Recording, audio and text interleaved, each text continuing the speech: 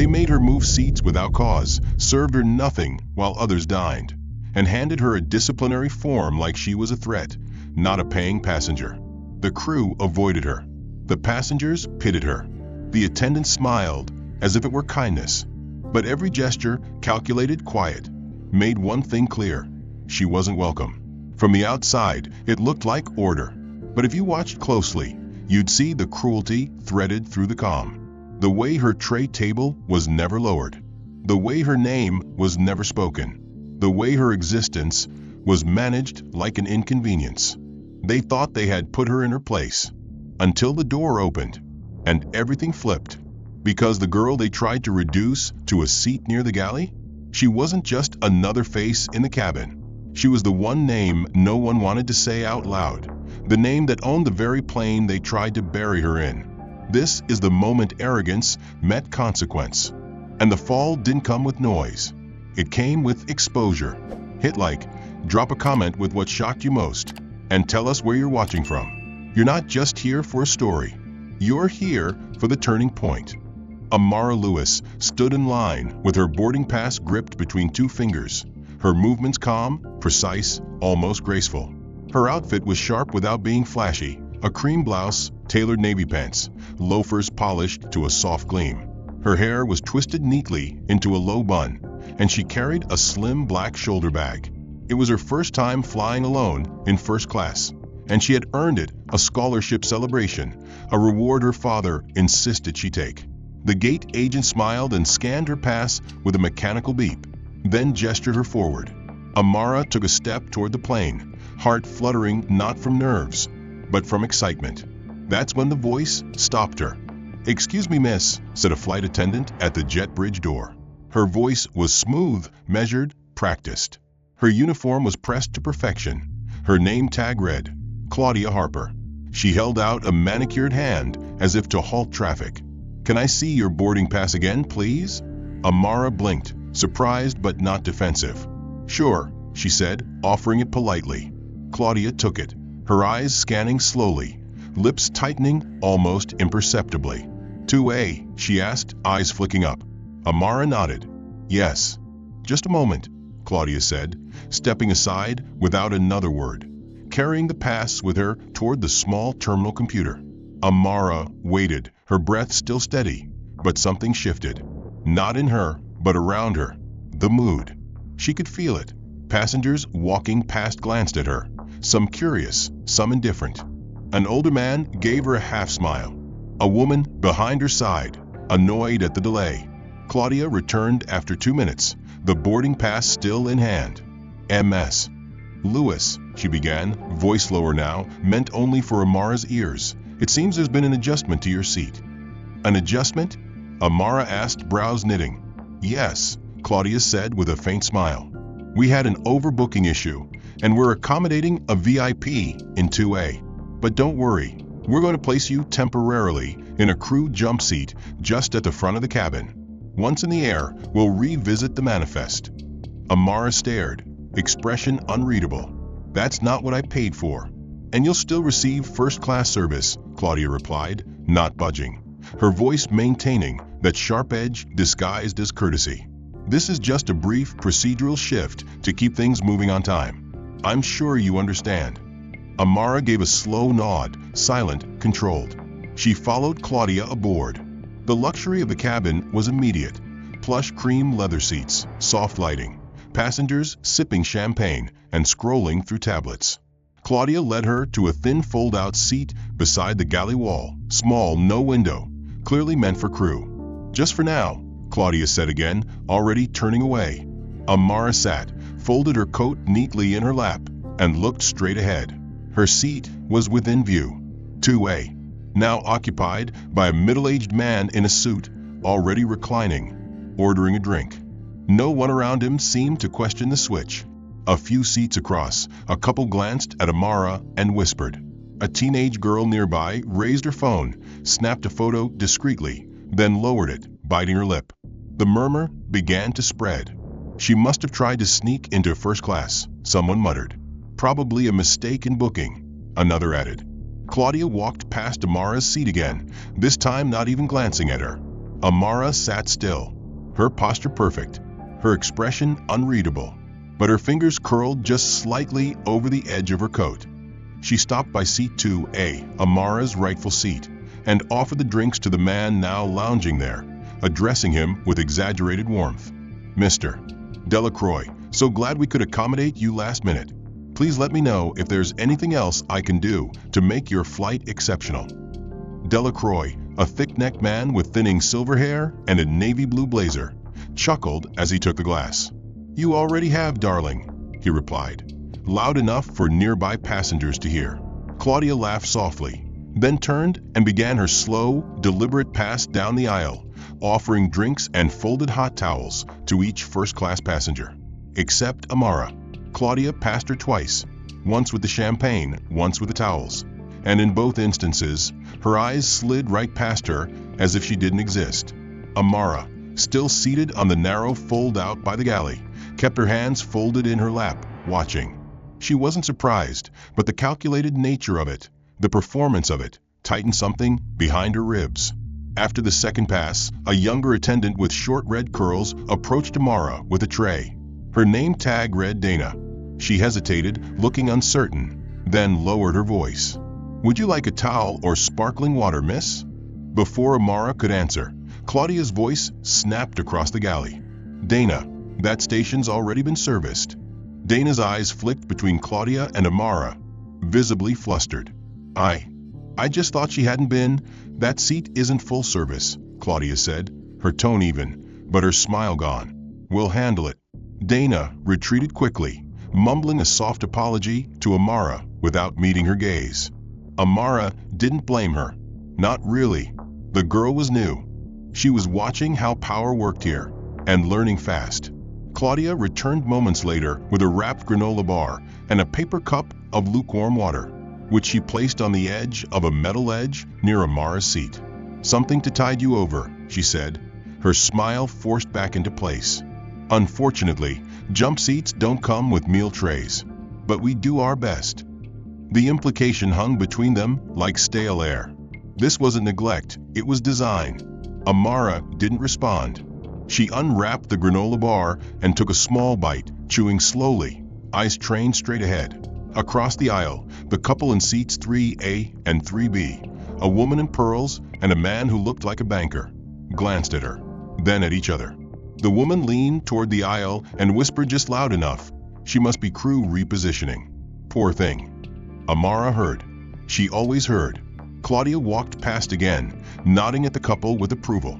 It wasn't until after meal service began that Claudia returned, holding a small black binder. She stood in front of Amara's seat and said, in a voice clearly meant to carry, "Ms. Lewis, I'll need you to sign this disclosure acknowledging that you are occupying a non-standard seating area and have waived claims to full-service accommodation for the duration of this flight." Amara looked up slowly. "You want me to sign a waiver for being mistreated?" Claudia's expression didn't change. It's standard policy for passengers using non-ticketed service seating. Amara said nothing, took the pen, and signed with a flourish. As Claudia turned to leave, another passenger, a boy no older than 14, seated with his parents in 1C, raised his hand. "Excuse me, ma'am," he said innocently. "Why is she sitting there if she has a real ticket?" His mother whispered something hurriedly, trying to quiet him, but the question landed like a stone in water. Claudia paused, smile brittle. "She's assisting the crew," she said quickly. "It's complicated." Then she vanished into the galley. Amara stared at the bulkhead in front of her, back straight, fingers still curled around the waiver. Amara sat in her stiff metal seat by the galley wall, ignored again. She wasn't offered a menu. She wasn't asked for a choice. Claudia walked by her once with a tray of filet mignon, and again with trays of roasted vegetables and artisan bread, but never stopped. When Dana, the junior attendant, glanced at her while carrying dessert, Claudia caught the look and shook her head with a subtle warning. Dana turned away without saying a word. Amara watched all of this without a sound, without moving. Her hunger was quiet, not desperate, but it layered with the injustice, the performance. She wasn't surprised anymore, just taking note. Then Claudia did something new. On her third pass by the galley, She stopped near seats 1B and 1C, where an older couple sat dressed in matching beige cardigans. They were friendly, talkative, the kind who greeted everyone with a story. "Claudia," the woman whispered as Claudia leaned down to collect an empty dish. "Who's that young lady in the crew seat?" Her voice wasn't judgmental, more curious. Claudia smiled sweetly. "Oh, she's a very special case," she said with a tone of mock concern, making sure her words carried just far enough. "One of the company's youth support initiatives. She's traveling on a scholarship assistance program. Sometimes we get these last-minute accommodations when seats are overbooked. And well," she let the sentence dangle with a shrug.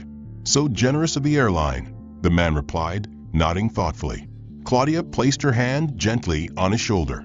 "We do what we can to help." A ripple of misunderstanding spread from that single eye. It wasn't overt slander, but it did the job. It shaped perception. Passengers who had once looked at Amara with passive curiosity now looked at her with pity. Or, worse, charity. A man in seat 2D discreetly tucked his Rolex under his sleeve. A woman in 3C crossed her legs and shifted her designer purse toward the aisle, just slightly farther from Amara's line of sight. No one said anything cruel, but the air had shifted. Amara could feel it. Every gesture, every glance. Claudia continued her routine. At one point, she passed by with a stack of thick, warm blankets for first-class guests, and placed one gently over the legs of a half-sleeping older man in 1A. As she walked past Amara again, she stopped and turned suddenly, pretending to just notice her. "Oh dear, are you cold?" she asked in that same faux sweet voice. "I'm fine," Amara answered quietly. Claudia tilted her head, voice still loud enough for others to hear. "Are you sure? We don't usually store extra blankets up front, but I might be able to find something. Or maybe one of the economy team can help." She turned before Amara could answer and disappeared again, leaving behind the implication. This girl doesn't belong here, she isn't part of us. And we all know it. Then came dessert. Tiny ramekins of creme brulee, garnished with lavender honey and delicate fruit slices. Claudia handed them out like precious favors, complimenting suits, shoes, earrings. When she reached the final row, she returned to Amara, but instead of a dessert, she offered a smile and a pack of salted peanuts. "Here you go, sweetheart. Something light." Her voice oozed mock affection. "We wouldn't want to overdo it, right?" Amara took the packet without a word, placed it beside her untouched water, and sat still. A few feet away, Dana hovered near the coffee service tray, her eyes flickering uncertainly toward Amara again, as if she wanted to say something but couldn't find the courage. When Claudia passed her, Dana opened her mouth to speak but caught a quick, cutting glance from Claudia. She went quiet. Amara stared straight ahead. The false narrative Claudia had planted, that Amara was flying under a charity sponsorship, had taken root. She could see it now in the way passengers smiled at her with condescending kindness, in the way they paused before asking a flight attendant anything nearer, lowering their voices as if she might not understand, as if she were fragile. Claudia moved like a conductor through the cabin, fine-tuning perceptions with each interaction, her mask of hospitality flawless. Just after the meal trays were cleared and the attendants began distributing amenity kits, luxurious black leather pouches filled with cologne, silk eye masks, and imported lotions, Claudia made a point to step toward Amara's seat, holding a different kit altogether. It was smaller, beige, and clearly from an older stock, the kind usually handed out in business class or on discount routes. "Look what I found," Claudia said in a chipper voice, loud enough for the surrounding seats to hear. "One of our older amenity kits. It's not much, but I thought you might appreciate it." Amara took it wordlessly. The silence was her resistance. But Claudia wasn't finished. "And I spoke with the galley team," she continued, "and they were kind enough to save a leftover fruit plate from economy. Would you like it now, or should I wrap it up for you to take home?" Her smile remained bright, but her eyes glittered with something sharper, satisfaction. Amara responded quietly, "I'm fine, thank you." "Oh, come on," Claudia pressed. "It's perfectly good fruit. Grapes and melon. Everyone loves melon." A few passengers chuckled lightly. Not cruel laughter, just polite amusement at what they perceived to be a generous gesture. Amara nodded once. "You can leave it." Claudia placed the small plastic tray on the ledge beside the water cup and turned away with a satisfied breath, already moving to the next row where she resumed her polished performance for the rest of the cabin. 10 minutes passed, then 20. The lights dimmed further and soft blue ambient light filled the aisle. Some passengers reclined their seats, others slipped on masks and blankets. Amara remained upright, still, alert, the fruit tray untouched. She could feel her dignity slowly being carved out in thin slices, not by brute force, but by kindness designed to humiliate. Then came the next phase. Claudia returned again, this time with something wrapped in a cloth napkin. "Almost forgot," she said. "We have some leftover scones from breakfast service earlier. They're a bit dry, but if you'd like something to nibble." The implication was clear. This was generosity, pity masked as charity. She was offering Amara crumbs, literally. Amara didn't move. "No, thank you," she said evenly. Claudia cocked her head. "Are you sure? You haven't touched your fruit either. Are you feeling all right?" She said it just loud enough for nearby passengers to glance over again. Concerned, confused, curious. A man in 2C leaned over slightly to get a better look. A woman 2 rows back tilted her head as if trying to hear better. Amara met Claudia's gaze and held it, unflinching. "I'm not hungry," she said. Claudia gave a small shrug. "If you change your mind, let me know." Her tone dropped a little as she added, "No need to be proud." She walked away again, and this time Amara felt something deeper stir. Not just humiliation, but calculation. Claudia wasn't simply targeting her for existing in first class. She was managing her presence, controlling how others perceived her, shaping Amara into the image she wanted everyone to accept. Not a guest, not a passenger, but a tolerated exception. A well-meaning mistake the airline had chosen to accommodate. For show, not out of equality. Amara inhaled slowly, pressing her shoulders against the back of the jump seat. She didn't cry. She didn't clench her fists. She didn't even blink longer than usual. But something shifted behind her eyes, something still. Just as the aircraft entered its mid-flight cruise and the cabin noise softened into a lull of mechanical hums and light conversation, an unexpected voice rose from seat 2B. "Excuse me," said the man, older, silver-haired, wearing a tan blazer and reading glasses. He leaned slightly into the aisle, holding something between his fingers. "I believe this ticket belongs to her," he said, gesturing toward Amara with calm clarity.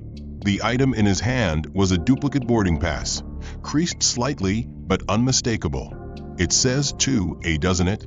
The silence was instant. Heads turned. A few murmurs started and stopped. Claudia, standing 2 rows down, refilling a glass of Cabernet, froze for a split second before regaining her poise. She turned, walked briskly to the man, and took the pass with a tight smile. "Where did you find this, sir?"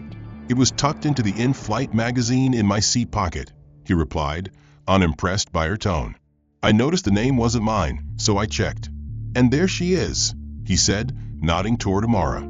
Amara looked up, still calm, but this time her eyes held a faint gleam. Recognition, not victory. She hadn't misplaced the pass. Someone had removed it. Claudia examined the ticket, her brow furrowing, mouth forming a sympathetic line. "That is unusual," she said smoothly, loud enough for nearby passengers to hear. "I'm not sure how that got there, but thank you for turning it in." "Shouldn't you be in 2A then?" the man pressed. Claudia turned toward Amara, her voice syrup-sweet. "MS. Lewis, we had a seating complication earlier that required immediate reassignment. As I mentioned before, we're trying our best to accommodate." "No," the man interrupted, tone sharper now. "You said it was an overbooking, but this ticket proves she had 2A. You gave it away." Claudia's smile thinned, but didn't break. "Sir, I understand your concern, and I appreciate you bringing this forward. However, we had to address a safety issue regarding passenger verification. MS. Lewis's boarding process flagged inconsistencies, and until we could verify her identity, the seat was reallocated under standard airline protocol." She turned toward the rest of the cabin as if to explain to them, not just him. "These things happen sometimes when travelers book through through third parties or fail to provide proper identification at check-in. Her voice was crisp, professional, and firm, leaving just enough vagueness to imply guilt without stating it. A new wave of whispers rippled through the first-class section. A man in 3D crossed his arms. A woman 2 seats away raised an eyebrow. Claudia had done it again, redirected the focus, planted a question, and dressed it in company policy. The silver-haired man looked unconvinced, but he said nothing more. He sat back in his seat with a frown, slipping the pass onto his tray table like a quiet protest. Amara, for her part, didn't speak. She didn't argue. She had learned long ago that truth shouted too soon could sound like arrogance. But the moment had shifted. Not everyone bought Claudia's version now. Some passengers looked at Amara with uncertainty instead of dismissal. Others glanced at Claudia with the first flicker of doubt. Claudia, noticing this, acted quickly. She stepped to the front of the cabin and tapped the intercom system, her voice professional but edged with tension. Ladies and gentlemen, we're currently experiencing a minor technical issue with our internal seating log. Rest assured, all passengers are accounted for, and the situation is under review by our team. She released the button, then looked directly at Amara, her voice now low and private. I suggest you remain seated and don't escalate this further. You've already drawn enough attention. Amara stared at her, unblinking. I haven't said a word. Exactly, Claudia replied coldly. But your silence has made quite a noise, hasn't it? With that, Claudia turned on her heel and resumed her service rounds. The atmosphere in the cabin shifted again, this time not with pity or scorn, but with confusion. People didn't know what to think now, and that, Claudia knew, was power. The air in the first-class cabin had thickened with uncertainty, a quiet pressure that pulsed beneath the ambient lighting and soft hum of jet engines. Claudia's last announcement had settled uneasily over the passengers, some of whom had already begun exchanging glances, whispering not with judgment now, but with curiosity and growing doubt. Amara remained seated by the galley wall, her posture still perfect, her eyes unfocused as they rested somewhere beyond the aisle. The fruit plate sat untouched. The downgraded amenity kit, still sealed, lay next to it. She had not moved since the discovery of her boarding pass. But Claudia couldn't let that silence linger. Not when doubt had started to corrode the control she'd worked so hard to maintain. She returned with a navy folder tucked under one arm and a pen clipped neatly to its spine. Her footsteps were sharp this time, not graceful. Like a woman marching into a negotiation she refused to lose. "M.S. Lewis," she said, standing just close enough to loom without touching. "Under company protocol, I need to document this situation before we land." Amara looked up. Her expression was unreadable. Claudia continued, "This is a standard passenger incident report. It outlines the seating irregularity, the disturbance caused, and the noncompliance regarding your reassignment." Her tone was clipped, almost clinical. "You'll just need to sign here to acknowledge the summary." She opened the folder to reveal a pre-filled form with Amara's name typed at the top. At the bottom, beneath a paragraph of vague, legal-sounding text, a signature line waited like a trap. Amara's jaw tightened slightly. "Acknowledge or admit?" she asked, her voice low even. "Acknowledge," Claudia replied, too quickly. "It doesn't imply fault. It's for documentation purposes only." Her eyes flicked briefly toward the cabin. Passengers were watching again, some subtly, some not. Amara took the pen. For a long moment, she held it still over the paper. Then, without ceremony, she signed her name. Clean. Precise. Claudia's smile barely surfaced. She took the folder back and tucked it under her arm like a prize. "Thank you for your cooperation," she said. But the words were hollow, automatic. Even she could hear the tension behind them. She turned and walked briskly toward the front of the cabin, but something in her step lacked its earlier certainty. Amara remained still, but the cabin did not. A man in 3B leaned across the aisle to whisper to the woman beside him. A younger couple 2 rows behind glanced toward Amara, their expressions troubled. The woman who had believed Claudia's earlier explanation, the one in pearls, now looked unsettled. as though she had witnessed too much inconsistency to ignore. Dana, the junior flight attendant, passed Amara moments later carrying an empty tray. She paused, lowered her voice, and muttered, "That wasn't right." It was the first time anyone had said anything to Amara directly in hours. Amara looked up. Her voice was soft but certain. "No, it wasn't." Dana opened her mouth to say more, but caught Claudia's figure moving in the corner of her eye and kept walking. 15 minutes passed. The cabin lights were dimmed again. The city lights far below glittered like scattered coins across a black ocean. A faint chime sounded overhead. The pilot's voice came through the speakers. "Ladies and gentlemen, we're beginning our initial descent. Please return to your seats and fasten your seatbelts." Claudia took the opportunity to walk the aisle one final time. Her posture was tall, shoulders back, every step designed to communicate control. As she neared Amara, she stopped once more, this time with a forced warmth in her voice. "We'll be landing shortly. Please make sure your belongings are secured." Her tone was even, but the words felt like the last push of a chess piece, meant to finish the game. Amara met her eyes without blinking. "You've made your point," she said, "but not the one you think." Claudia's smile faltered for half a second, barely perceptible, but it happened. Then she walked away. The plane dipped lower. Passengers began to sit up straighter, buckling belts, closing laptops. Somewhere near the cockpit, a quiet conversation was taking place, one that Claudia didn't hear and Amara didn't need to witness. Because the end of this flight wouldn't just bring landing gear to the tarmac. It would bring truth to the surface. And when it did, Claudia would learn just how wrong she'd been. The wheels hit the runway with a heavy thud, and a chorus of gasps and seatbelt clicks rippled through the cabin as the aircraft decelerated, pulling into its slow taxi across the tarmac. Passengers stretched, checked their phones, murmured about luggage and dinner reservations, completely unaware that the true landing had nothing to do with geography. It was about to take place at the threshold of truth. Amara remained seated, her posture as composed as it had been since boarding, her hands resting neatly on her lap. The insult of the signed incident report still lingered on her fingertips, but the sting had dulled into something colder, sharper. Anticipation. Claudia, meanwhile, stood near the forward galley, performing the final passenger announcements with rote precision, though her voice betrayed a trace of fatigue.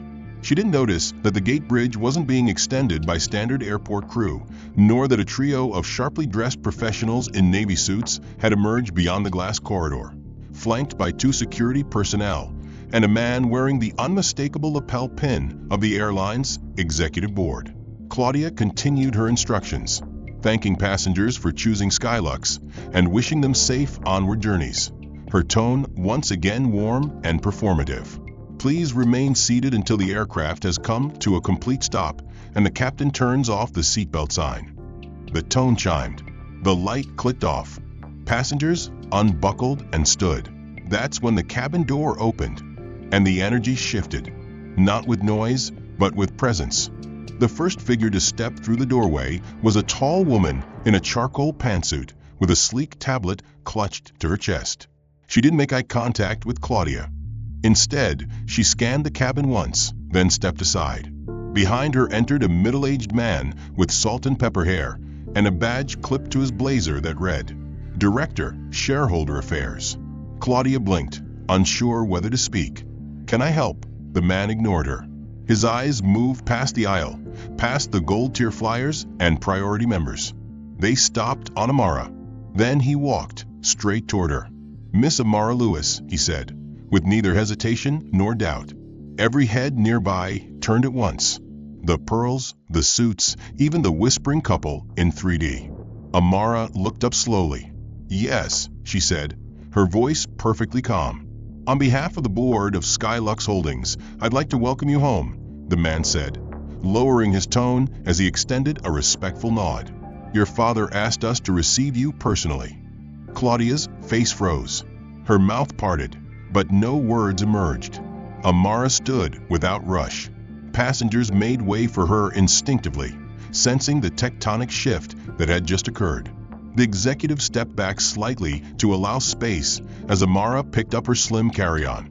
A young attendant offered to help, but Amara shook her head gently. She didn't need help. Claudia finally found her voice, though it came out softer than she intended. Excuse me, what is this about? The woman in the pantsuit turned to Claudia, eyes steely but professional. We're here on orders from the board's compliance division. We're escorting Miss Lewis per executive protocol for direct shareholder family. Claudia's hands gripped the edges of her uniform. I didn't know that, the woman cut in, is exactly the problem. Whispers broke into full murmurs now. The couple in 1C exchanged a stunned glance. The teenage girl who had snapped a photo earlier stared open-mouthed. The man who had found Amara's ticket slowly nodded to himself, as if a puzzle had just solved itself. Amara moved toward the exit, but not before stopping beside Claudia. She didn't raise her voice. She didn't smirk. She simply said, "You've spent this entire flight reminding me where I don't belong. And now you get to watch exactly where I do." Then she walked past her, calm, collected, leaving behind a silence louder than anything spoken. Claudia stood motionless, her expression drained of color, her authority shattered. No clipboard, no protocol, no smile could rebuild what had just been torn down. Behind her, someone whispered, "She owns the airline." Another added, "No, her family does." But the truth was out, and it was heavier than the fuselage of the plane that had just landed. The moment Amara stepped off the plane, flanked by the executive escort, the shift in power became irreversible. Her departure didn't empty the cabin of tension, it amplified it. The silence she left behind wasn't just awkward, it was indicting. Claudia stood near the front galley, still frozen, the echo of Amara's final words ringing in her ears. "You've spent this entire flight reminding me where I don't belong. And now you get to watch exactly where I do." The door remained open. The jet bridge pulsed with movement. But instead of the usual turnover of cleaning crews and new boarding staff, 3 new individuals entered the aircraft. They weren't flight crew. They weren't TSA. They wore discreet black blazers, each with a silver Skylux insignia on the lapel, and carried slim cases marked with Internal Audit Division seals.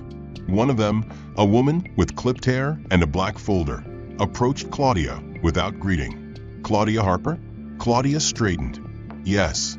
You'll need to remain on board.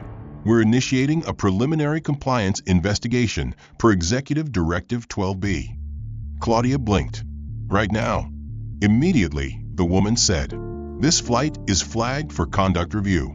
You've been named in a formal incident." "By who?"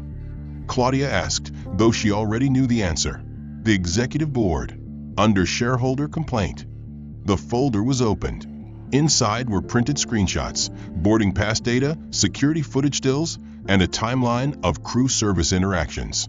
"We'll begin with your account of the seating decision regarding passenger Amara Lewis," the woman said flatly.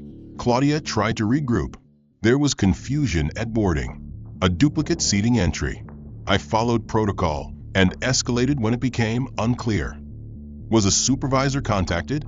No, but was the manifest altered manually? "I temporarily reassigned her to the jump seat for observation." "Observation?" the woman repeated. "On what grounds?" Claudia hesitated.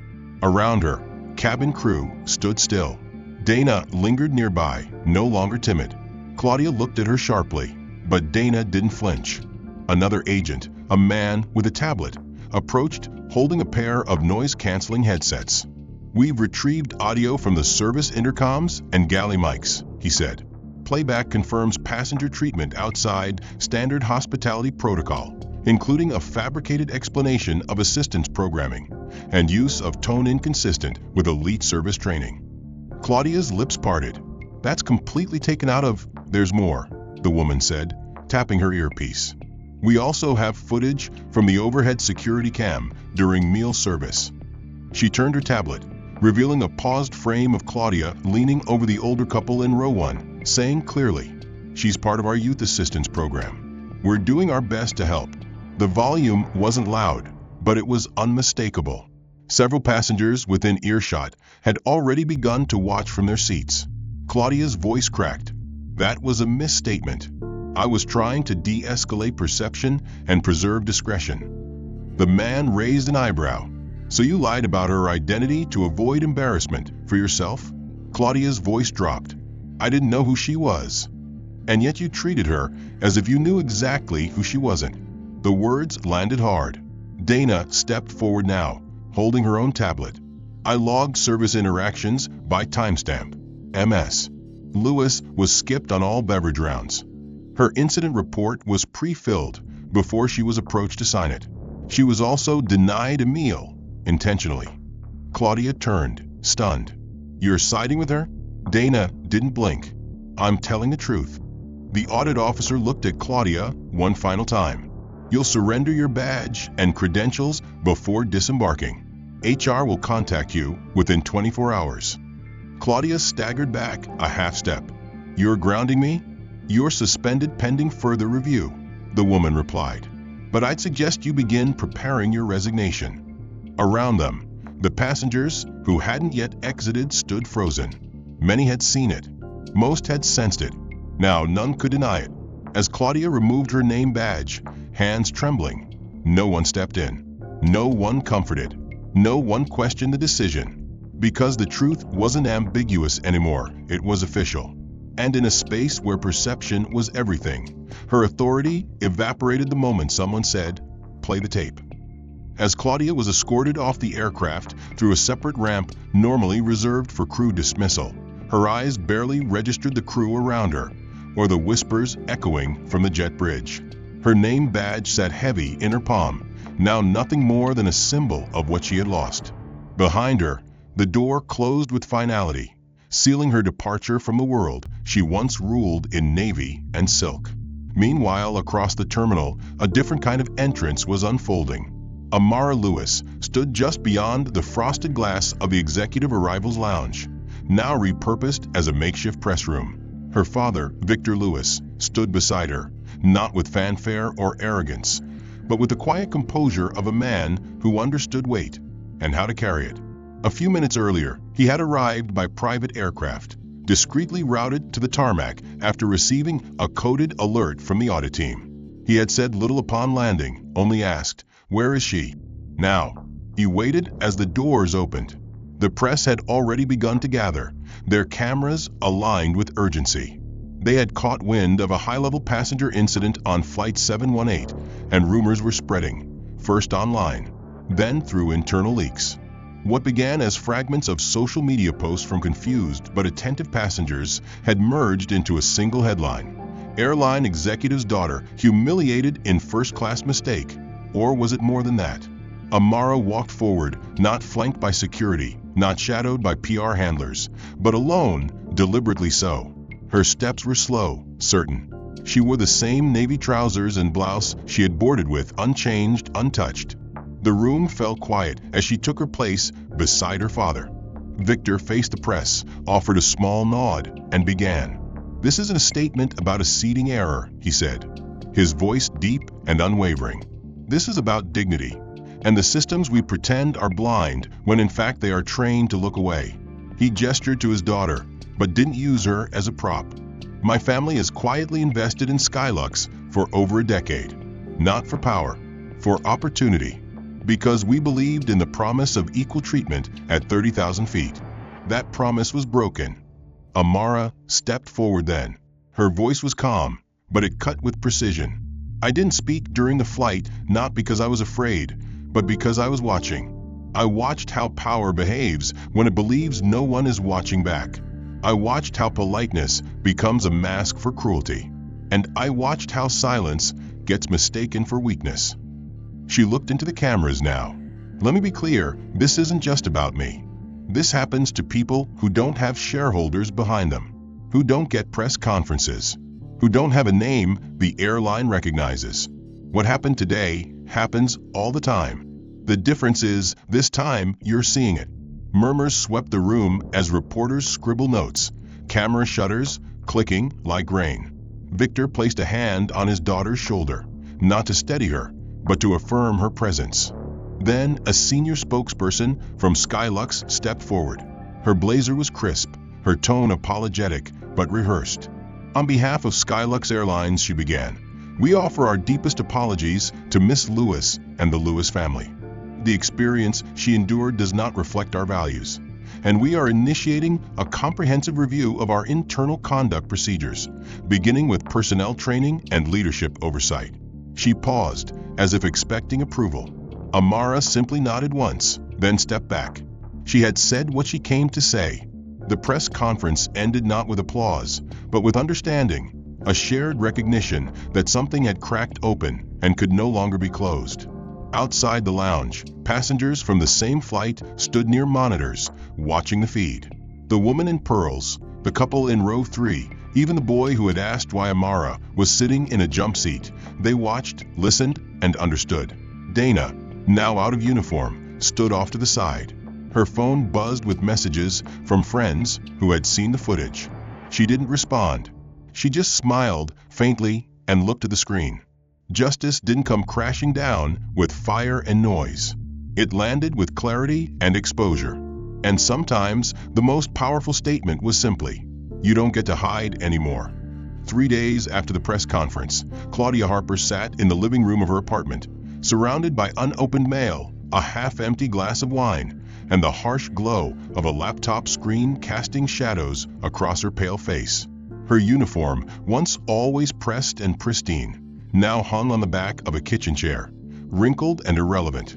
She had received the official notice that morning, termination effective immediately, with an additional note that her profile had been added to the Airline Do Not Rehire registry, effectively banning her from working for any partner airline within the Alliance network. Her access to employee portals was revoked, her pension frozen pending misconduct review. Her name no longer appeared in the company directory. At first, she told herself it was a misunderstanding, a political stunt, a family pulling strings. But every attempt she made to justify it, to herself, to her online followers, to the small handful of crew members who still answered her texts, fell flat. The world didn't want an explanation. It had seen the footage. It had heard her words, played on loop, dissected in comment threads, embedded into viral videos with titles like "How Not to Treat First Class," and "This is what privilege looks like." She tried to post a statement on social media, something about stress under pressure, and never intending harm.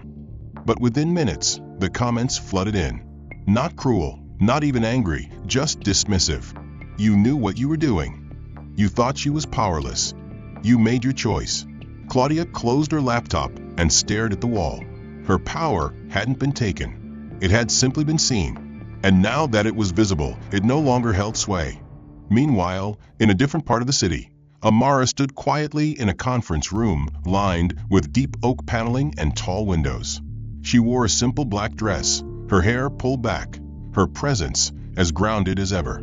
A small group of Skylux executives sat at the table, their posture formal but deferential. One of them, an older man in a gray suit, cleared his throat. "Miss Lewis, we've made internal adjustments following the investigation. We're restructuring our entire training protocol around equity, language, and discretion. And with your permission, we'd like to name Seat 2A in our flagship aircraft after the principle your presence reminded us of." Amara blinked. "The principle. Justice," he said. "Not punishment. Just clarity." She smiled faintly, then nodded. "If it helps someone remember next time, go ahead." The room exhaled. Later that week, Skylux quietly rebranded Seat 2A on all its new planes as the Justice Seat.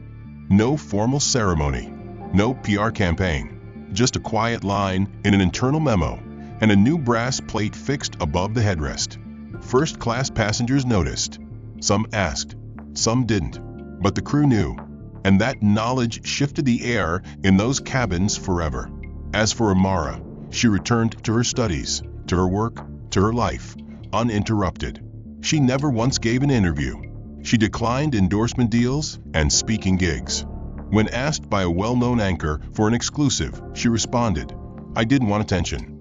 I wanted respect. And I have it now." Dana, the young flight attendant who had spoken up, was quietly promoted to senior domestic routes and became a quiet advocate for cabin crew integrity. She never used Amara's name in public. She didn't have to.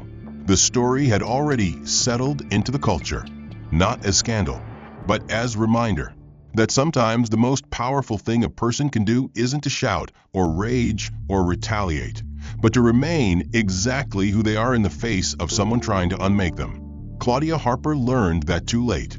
Amara Lewis never had to learn it. She always knew, and now, so did everyone else. The end. If this story moved you, don't forget to like and subscribe so you won't miss the next one. What part of Amara's journey struck you the most? Was it Claudia's arrogance, the silent strength Amara carried, or the final twist that turned everything upside down? And tell us, where in the world are you watching from right now? We'd love to hear your thoughts in the comments below. Let's talk about justice, power, and the moments that reveal who we really are.